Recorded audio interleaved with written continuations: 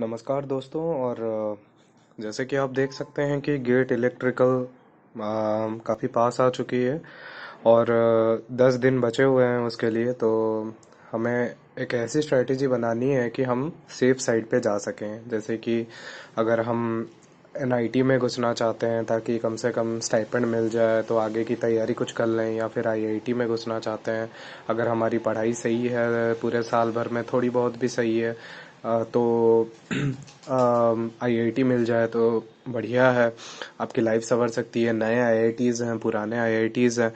So what should we do actually, मतलब हमें क्या करना चाहिए कि हम इस 10 दिन को कैसे यूटिलाइज करें कि मतलब हमारा जो रिज़ल्ट है वो मैक्स टू मैक्स हो सके। सॉरी दोस्तों, मतलब ये मेरा पहला वीडियो है और मैं ऑलरेडी एक गेट क्वालिफाइड हूँ और मेरे स्कोर थे 659। एंड मैं आपको एक बात बताना चाहता हूँ कि जो तैयारी होती है लास्ट 10 डेज में ना, बहुत लोग अपना कूल खो बैठते हैं जिसके वजह से मतलब काफ़ी दिक्कत जाती है। सो ज़्यादा टाइम आपका वेस्ट ना करते हुए मैं बस यही कहना चाहूँगा कि please look the video up to the last. ज़्यादा देर की वीडियो नहीं बनाऊँगा और आपको पूरा बता दूंगा। So let's start. Electrical engineering GATE 2018 preparation strategy आपकी कुछ इस तरीके से होनी चाहिए। देखिए, अगर आप इंजीनियरिंग मैथमेटिक्स सही से कर लेते हैं ये 10 दिन में, तो इसके पीछे ट्रिक ये है कि जो करीबन 15 मार्क्स आते हैं तो आप उसमें से 13 मार्क्स आप आराम से स्कोर कर पाइएगा। तो मान लीजिए इंजीनियरिंग मैथमेटिक्स में आपके आते हैं लीनियर अलजेब्रा। लीनियर अलजेब्रा बहुत इंपॉर्टेंट होता है, उसमें eigen values and eigen vectors को आप पढ़ सकते हैं। और सिस्टम ऑफ लीनियर इक्वेशंस, आप क्या कीजिए कि eigen values and eigen vectors पे आप 2 क्वेश्चंस लगा लीजिए, 15 मिनट के आसपास दे दीजिए, काफ़ी है। सिस्टम ऑफ लीनियर इक्वेशंस पे उसी प्रकार से प्रैक्टिस कीजिए, 3 क्वेश्चंस प्रैक्टिस कर लीजिए, 3 डिफरेंट टाइप्स का, जो इन्फिनाइट सोल्यूशन वगैरह होता है, नंबर ऑफ अननोन्स वगैरह होता है। मान लीजिए कि अगर आप जो रैंक निकालते हो तो उस पर 3-4 क्वेश्चंस बना लीजिए, काफ़ी है। तो हम कुल मिला के हम ये देख रहे हैं कि हम टाइम की बचत कर रहे हैं, हम ज़्यादा टाइम नहीं दे रहे हैं, हम क्वालिटी टाइम दे रहे हैं। ठीक है, तो फिर हम चलते हैं कैलकुलस के तरफ। सॉरी दोस्तों, अगर वीडियो में अगर थोड़ा बहुत इधर उधर हो, तो कैलकुलस के तरफ हम चलते हैं। कैलकुलस में मैक्सिमम मिनिमा बहुत इंपॉर्टेंट होता है, जिसको आप आराम से 10-15 मिनट देंगे तो आप आराम से समझ जाएंगे। बस डिफरेंशिएशन ही तो करना होता है हमें।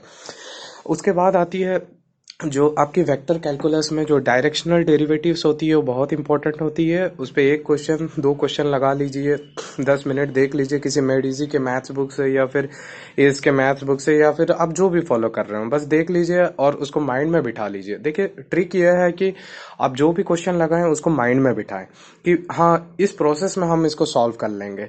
तो वो है, हम क्वालिटी टाइम दे रहे हैं, ना कि हम क्वांटिटी ऑफ टाइम को बढ़ा रहे हैं। ठीक है, उसके बाद हमारा आता है लाइन इंटीग्रल, जो कि बहुत इंपॉर्टेंट है। उस पर आप 2-3 क्वेश्चंस लगा लीजिए, मुश्किल से 10-15 मिनट लगेगा, किसी भी मैथ्स बुक से उठा के कर लीजिए, आपका क्वेश्चंस बन जाएगा। फिर अगर हाँ दोस्तों, मैं एक और बात ये बताना चाहूँगा कि आपके लिए मैंने एक और भी हेल्प कर रखा है कि आप अगर मुझे कमेंट सेक्शन पे अगर आप अपना डाउट्स वगैरह भी भेजते हो तो मैं गेट के प्रीवियस ईयर क्वेश्चंस के डाउट भी आपके क्लियर कर लूँगा।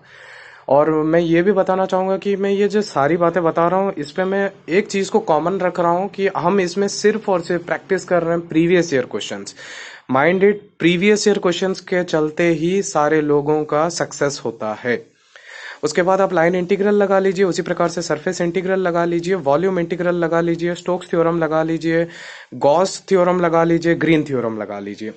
बहुत ज़्यादा टाइम नहीं लगेगा, आप मुश्किल से 10-15 मिनट 10-15 मिनट 10-15 मिनट करते करते लगाइए और आपसे बन जाएगा।